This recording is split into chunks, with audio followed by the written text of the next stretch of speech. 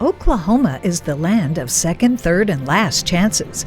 Who were the people that made it so? The Red River Institute of History, johnjdwyer.com, me, Gwen Falconer Lippert, and our signature sponsor, Atwood's Stores, present Oklahoma Gold. Together with our Will Rogers Medallion-winning author-historian John J. Dwyer, we'll stitch the golden threads of Oklahoma history. It's Oklahoma Gold.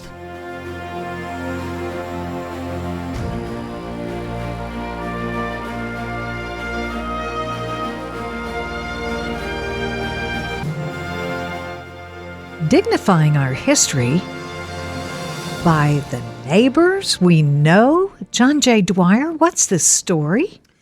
Well, Gwen, today and next time, we're going to explore one of the most remarkable, consequential, and sadly, absolutely unknown sequence of events in Oklahoma and indeed American history.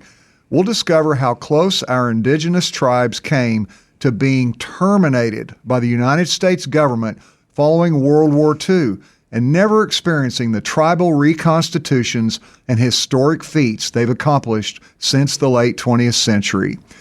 As so often has been the case in America's dealings with our natives, termination was actually a well-intentioned, if achingly misguided, desire to improve the Indians' plight, to free them from constraints and malaise that had contributed to widespread poverty and misery among them, and to unleash them to pursue their full potential as individuals and communities. I mentioned World War II a moment ago, Gwen. The heroic actions of many natives in that great and terrible conflict actually kindled these sentiments and the fires of termination among many of America's leaders. As we reveal in Oklahomans Volume 2, our recently published saga of modern Oklahoma history, by the early 1950s, the United States Congress actually stood on the brink of terminating the tribes. So what exactly was this idea of termination, you ask?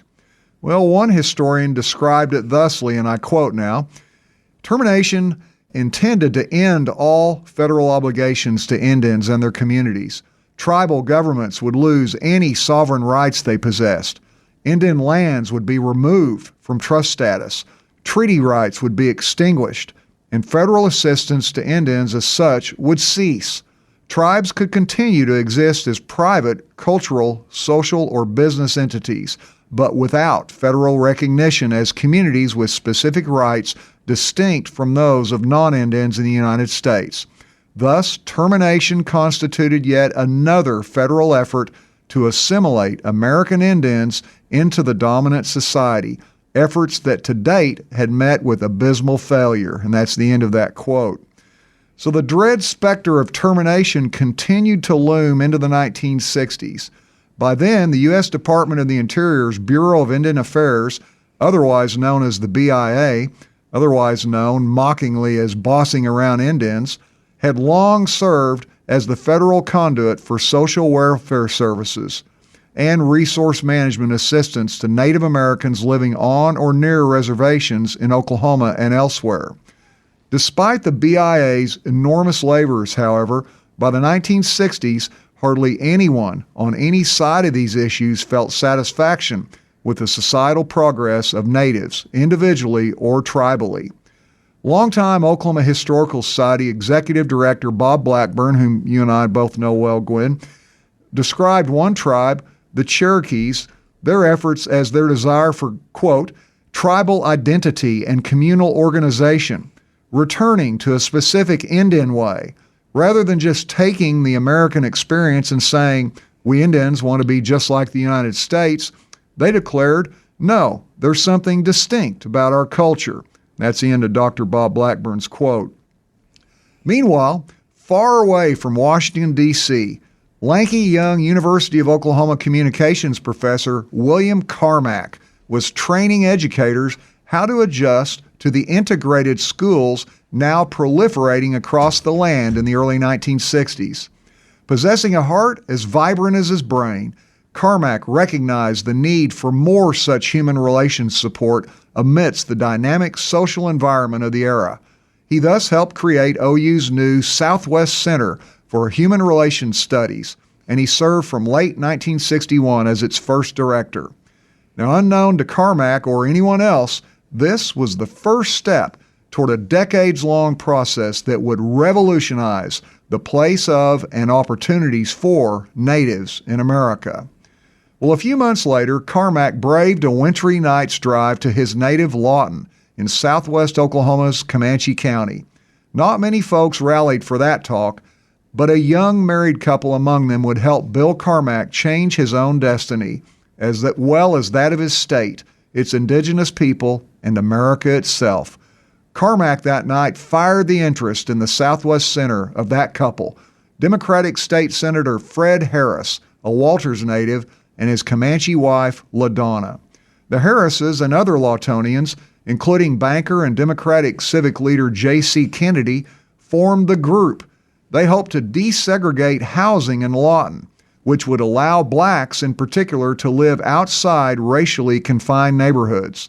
This brought the Harrises into Carmack's integration-related community workshop orbit. They kept in touch with him after that meeting, and Carmack assisted Harris in his unsuccessful 1962 gubernatorial bid. Well, gradually, LaDonna Harris concluded that many natives were just as excluded from full constitutional rights as African Americans. She and a group of fellow Comanches visited Carmack in Norman. They asked him, "What are you all doing for Indians?" Well, like most Oklahomans, the professor thought indigenous folks were already happily integrated into American society. "What's the need?" he asked LaDonna. "Well, you need to see the need," she replied.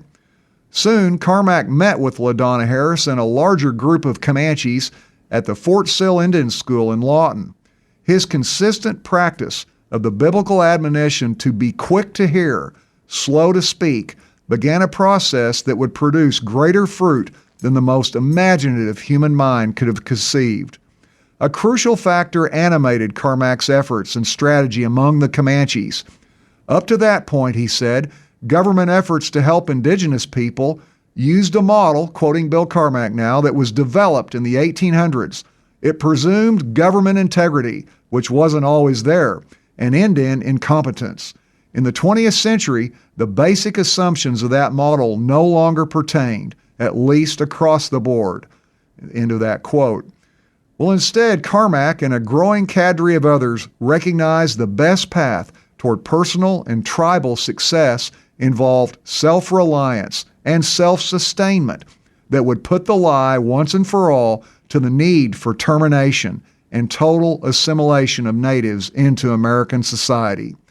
And after the break, Gwen, we'll explore how this fresh approach in the early 1960s of respectful support leading to self-reliance and far greater independence took shape with the Comanches, as well as some jolting roadblocks that arose with other Oklahoma tribes. What did she show him? What was the plight of the Comanches? Well, we're getting ready to explore that after the break, because Bill Carmack went into what they themselves would call Indian country in southwest Oklahoma to see exactly what the situation was, what the needs were, to interact and as we said, to listen to the people themselves and what their challenges were. The golden nugget when we return. Now that's Oklahoma Gold.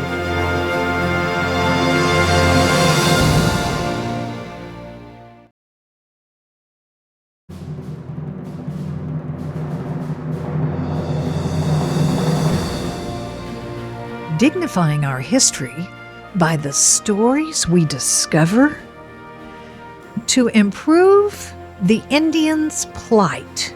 John J. Dwyer, what happened? Well, Gwen, before the break, we were discussing how OU communications professor Bill Carmack, State Senator Fred Harris, and Harris's Comanche wife, LaDonna Harris, were laboring through Carmack's Southwest Center at OU in the early 1960s to help foster self-reliance and self-respect among the Comanche tribe in southwest Oklahoma during an era in which U.S. government termination of all the natives' tribal existence continued to loom as a distinct possibility. Encouraging the Comanches to take the initiative in developing their own programs of self-improvement led in surprising but productive directions. These included their mastering American table etiquette, which the Comanches themselves sought assistance with. While they also began generating funds, the Comanches, that they donated to black student scholarships. The natives also discovered that their children's high 8th grade school dropout rates stemmed from their families' inability to pay for extracurricular items, such as basketball sneakers and cheerleader uniforms. Next, Carmack persuaded Will Pittner, the area BIA director in Anadarko, to support an expanded indigenous outreach for himself and other colleagues into numerous other Oklahoma towns. This bold initiative involved goal setting by the Indians themselves and BIA funding, but not personnel. The money empowered many energetic young Comanches who wanted both to continue their schooling and participate in athletics and other extracurricular activities. This helped improve the tribe's high school graduation rate. Well, the Cheyenne Arapaho community in one western Oklahoma town, meanwhile, was destitute, according to Carmack. Only one local indigenous person was employed in the entire community, and an unsupervised white, what they called night law, the night policeman, physically brutalized the natives. Months of patient outreach by Carmack and others helped breach the natives' reluctance to share their serious concerns for fear of triggering the tribal termination they continually worried about. One night, 150 Cheyennes and Arapahoes bravely and publicly presented numerous complaints to the town leadership. Much community debate followed as ancient, difficult, and partisan social and economic problems were addressed, but the brutal night law cop was fired. City and county leaders railroaded Carmack out of town, however, the next time he tried to meet with the Indians. Resolute, he convened future meetings with the Cheyennes and Arapahoes in motel rooms. Years later, Bill Carmack accepted a national award from the Office of Indian Opportunity at OU's Student Union Ballroom. A state legislator, whom Carmack recognized as one of the men in that Oklahoma town who had run him out of town, rose from amongst the large crowd and publicly addressed him. "I've waited for years for an occasion like this," the legislator said. "I'm here to apologize. We mistreated you. We were brutal. We were unfair, and we were uninformed. We did not know what our own community was like. I have thought often that I ought to write you and apologize. I disgraced you in public, and I can't apologize in private. So I'm here for the purpose of apologizing." And that's the end of that legislator's quote. Well, Fred Harris may not have won his governor's race, but he defeated legendary former OU football coach Bud Wilkinson in an epic U.S. Senate race in 1964. Then he took Bill Carmack with him to Washington as his chief of staff. There, the Oklahomans' work among Native Americans powerfully impressed Secretary of the Interior Stuart Udall, not least Carmack's fostering in the natives a spirit of self-help. So did Carmack's declaration that, quote, "the whole model of federal Indian relationships is incorrectly based on the incompetence of the Indians," end quote. Secretary Udall asked him, "Do you think you can do what you've done in Oklahoma nationally?" Then he hired Carmack in 1966 as Assistant Commissioner of Community Services for the Bureau of Indian Affairs. It proved a historic decision. Udall himself later declared that Carmack's appointment marked the first step in a reorganization of the Bureau to make it more responsive to the needs of the Indian people in the 1960s, end quote. Well, Gwen, Bill Carmack and Oklahoma were about to take the long overdue mission to empower the benighted indigenous peoples of the state national. The destinies of Oklahoma and America alike were about to be forever changed. So next week, Mr. Carmack goes to Washington. Now that's Oklahoma Gold.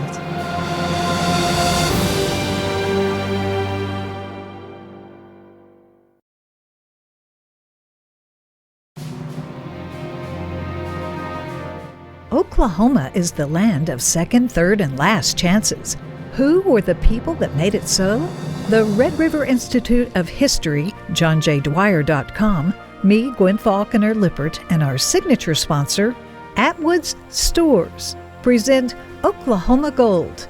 Together with our Will Rogers Medallion-winning author-historian John J. Dwyer, we'll stitch the golden threads of Oklahoma history. It's Oklahoma Gold.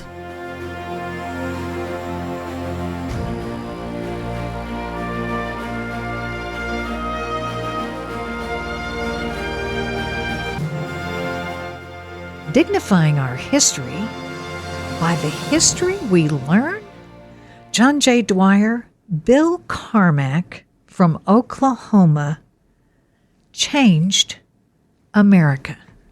How did he do that? Well, and probably no few of our listeners out there know Bill Carmack, still alive and strong in his 90s in Norman.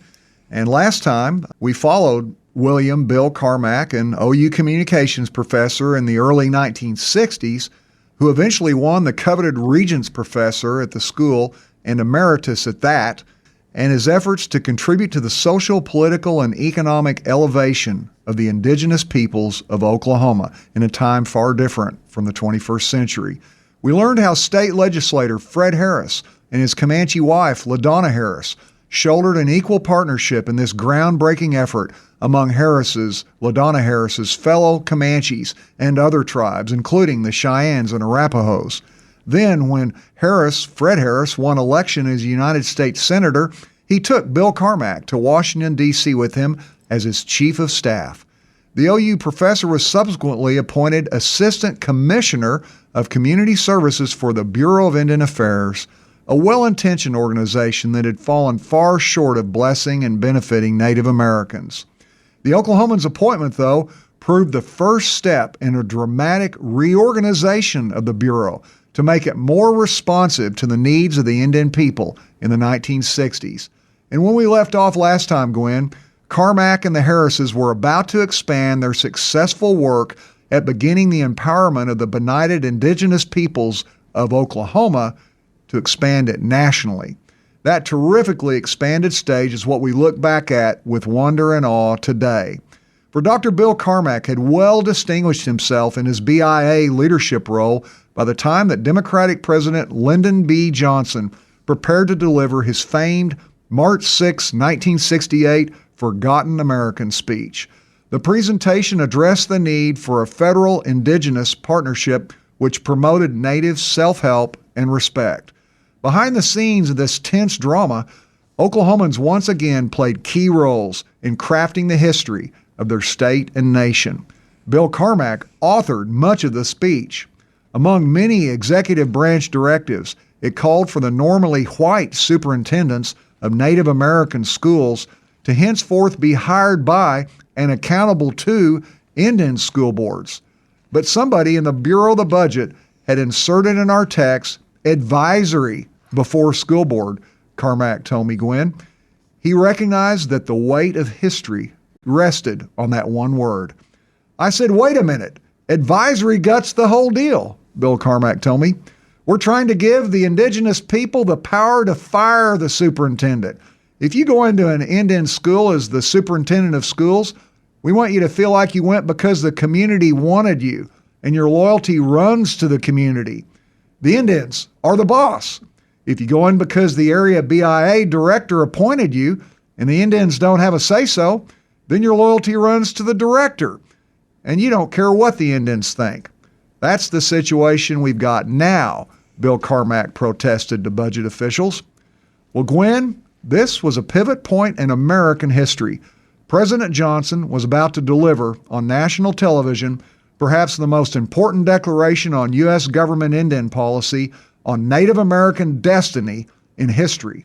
On that one hill, Lawton Native and Assistant BIA Commissioner Bill Carmack realized lay the future of our indigenous peoples. The authority to choose and hold authority over their own school superintendents was giant on its own, but it was the gateway, or not, to so very much more.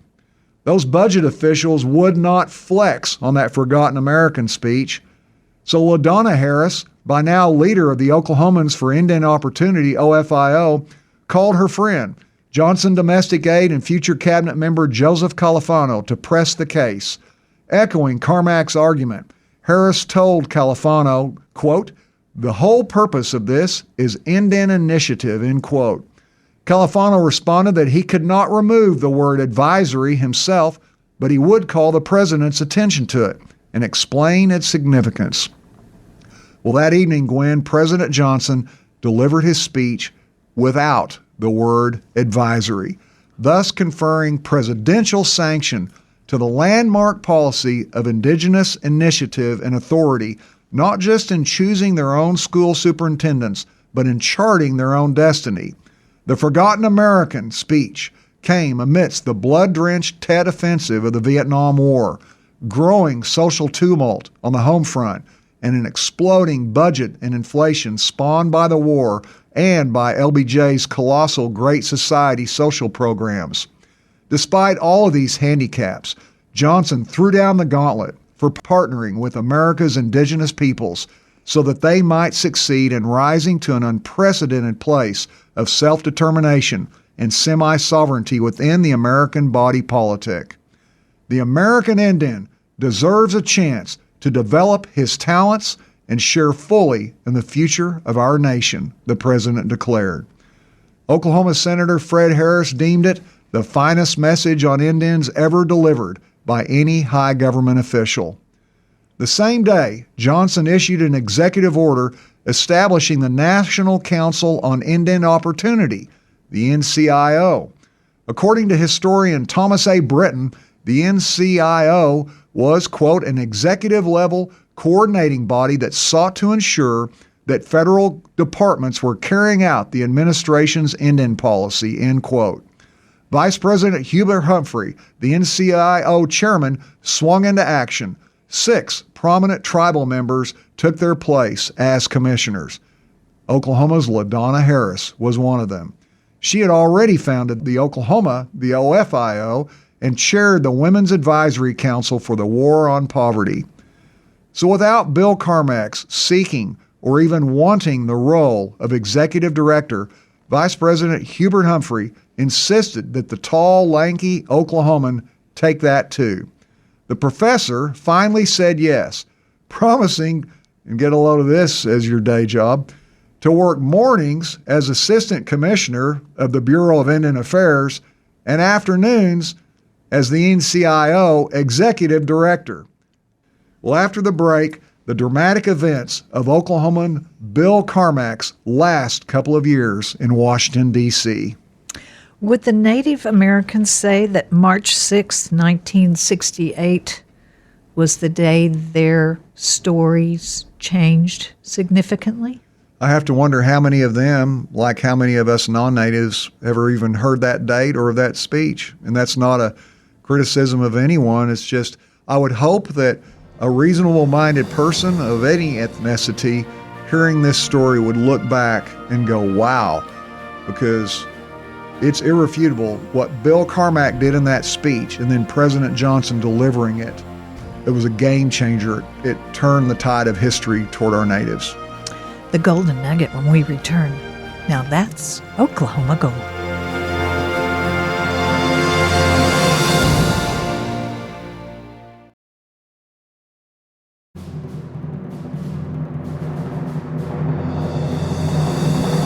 Dignifying our history by the stories we learn.